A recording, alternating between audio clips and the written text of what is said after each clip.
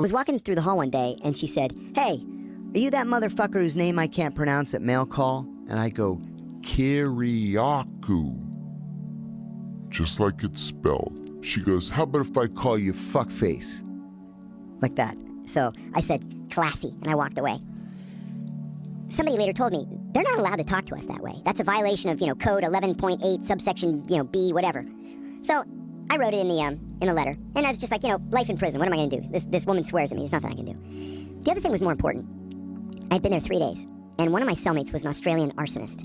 And he said, "Let me walk you around and introduce you to the guys." I said, "Okay." We go to this other housing unit, and there's a little tiny guy there who didn't speak any English, and he said, "This is," I forget what his name is, Ahmed or something, he's from Iraq. And I said, "Ana sharaf bimaraftek. It's very nice to meet you." And he says, "Tatkalam Arabi, ana Arab, ana min Iraq." I said, "Yeah, great, you're from Iraq. I was in Iraq, it's very nice to meet you." Turns out he was there on a terrorism charge. He was the imam of some mosque in New York, and somebody was trying to sell a Stinger missile to somebody, and he translated the document, the bill of sale, and he got wrapped up in this terrorism case. So I get called into the lieutenant's office the next day. And usually if you're being called into the lieutenant's office, you're going straight to solitary. So I hear my name, Kiriakou, lieutenant's office, immediately. Always with the immediately. And they know you can't do it immediately because all the doors are locked. So I wait for a 10-minute move period. The bells ring, and I go to the lieutenant's office. I said, "You wanted to see me?" And they have this guy's picture on a computer screen. "You know this guy?" I said, "I don't know him. I met him yesterday." "What'd you say to him?" I said, "Nice to meet you." "What did he say to you?" He said, "Nice to meet you too." "Oh yeah? Well, after you walked out, he called a number in Pakistan and they told him to kill you."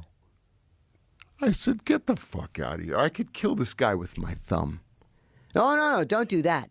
We've been looking for a reason to transfer him out." I'm like, okay. So every time I see this guy, I give him the stink eye, right? And then he gives me the stink eye back. But then the more I thought about it, the more I thought, that doesn't make any sense. He's Kurdish. He only speaks Arabic and Kurdish.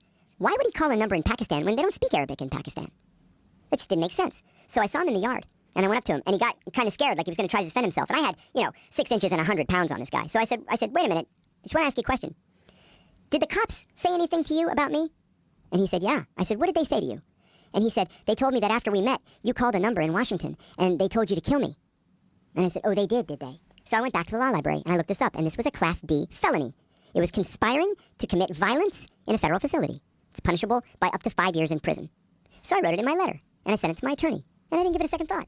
I didn't know my attorney was friends with Ariana Huffington, who then put it on Huffington Post with this banner headline, millions of hits. The next thing I know, Jake Tapper drives to the prison to interview me, and it's everywhere from CNN to Playboy to The Economist and Time Magazine, when Time Magazine was a thing, and NPR's calling the prison to interview me, and the next thing I know, I'm called to the warden's office. Well, that's in an off-limits part of the facility.